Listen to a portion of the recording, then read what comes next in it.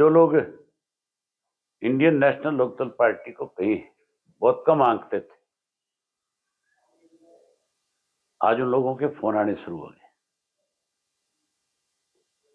अब तो एक चर्चा का विषय बन गया पूरे प्रदेश में कि इंडियन नेशनल लोकदल पार्टी जो है वो एक अलग तरह का 4 तारीख को जब रिजल्ट आएगा जून को, तो लोगों को तो अचंभा नहीं होगा, लेकिन जो हमारे विरोधी है उनको बहुत तकलीफ होगी उससे।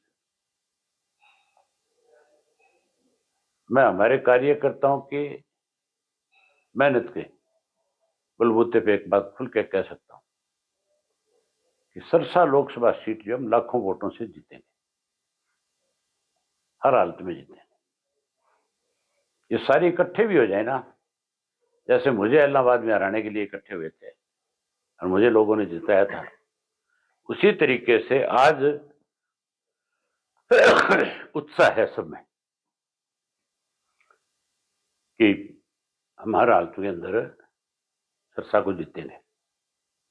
6 को, बाकी 9 जो कैंडिडेट हैं उनकी अनाउंसमेंट हो जाएगी ना, 6 को नहीं अनाउंसमेंट करेंगे। 6 तारीख को हमने हमारी कोर कमेटी की मीटिंग रखी है, उसमें और नामों पे चर्चा हो सकती है, डिस्कशन हो सकता है। रखी चुनाव के लिए मीटिंग हो, उसमें चौटाला साहब होंगे, उन्हीं की अध्यक्षता में मीटिंग होगी दिल्ली में। फिर उन्हीं के दिशा निर्देश के अनुसार आगे की रूपरेखा तैयार करेंगे। आप मुझे बताओ, स्वागत क्यों करें इनका? जब ये किसानों का विरोध करते हैं, इससे ज्यादा बड़ी शर्म की बात हो नहीं सकती कि मनोहर लाल खट्टर जब अपनी सुरक्षा के लिए सरकार से मांग करता है तो उसको जो सुरक्षा प्रदान की जाती है उसमें लिखा हुआ है कि इसलिए इसको जेड सिक्योरिटी दे दी जाए कि इसको किसानों से डर है। हमारा तो प्रदेश ही किसानों पर निर्भर करने वाला प्रदेश है, ये देश किसानों पर निर्भर करता है। हमारे तो देश का नाम कृषि प्रधान देश है, और वहां अगर कोई प्रधानमंत्री रहा हो, वहां कोई मुख्यमंत्री रहा हो, वो कोई सिक्योरिटी लेने के लिए और उसके लिए पुलिस डिपार्टमेंट ये लिखे, तो फिर उसको हमारे प्रदेश में रहने का अधिकार नहीं है। इसका मतलब सीधा है कि उसने मुख्यमंत्री रहते 9.5 वर्ष में किसान कम्युनिटी को सबसे ज्यादा परेशान किया है। अब मौका है, वो किसान इससे बदला लेंगे, इसीलिए इनका जगह जगह विरोध होगा। एक समय ऐसा आ जाएगा चुनाव में कि हर गांव के अंदर जैसे किसान आंदोलन में लोग सारे राजनीतिक मतभेद भुला बैठे थे, उसी तरह भुला करके इनको गांव में बैनर लगा करके गांव से बाहर निकाल दें। यहां पे 75 पार का नारा लगाया था, 40 में सिमट गए थे।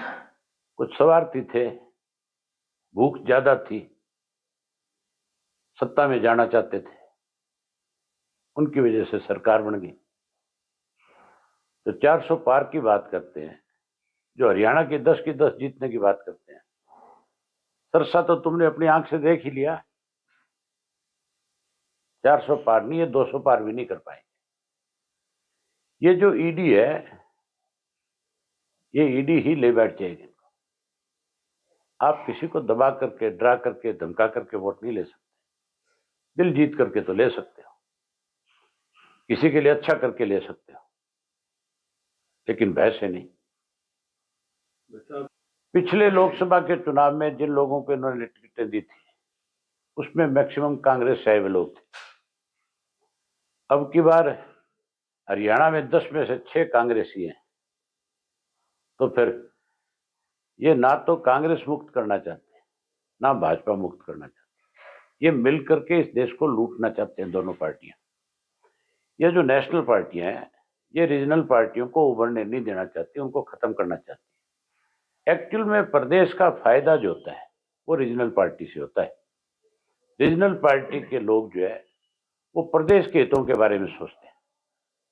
नेशनल पार्टियां जो है वो केवल अपना स्वार्थ देखती है। आप कहीं पे भी देख लो, नेशनल पार्टियां जहां पे सत्ता में है, वहां लोगों को आज भी दिक्कत है।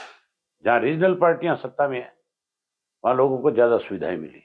हमसे जुड़े रहने के लिए हमारे YouTube चैनल को सब्सक्राइब करें और नई वीडियो की नोटिफिकेशन के लिए बेल आइकॉन को दबाएं। अगर आप ये वीडियो Facebook पर देख रहे हैं तो लाइक जरूर करें और ज्यादा से ज्यादा शेयर करें। धन्यवाद।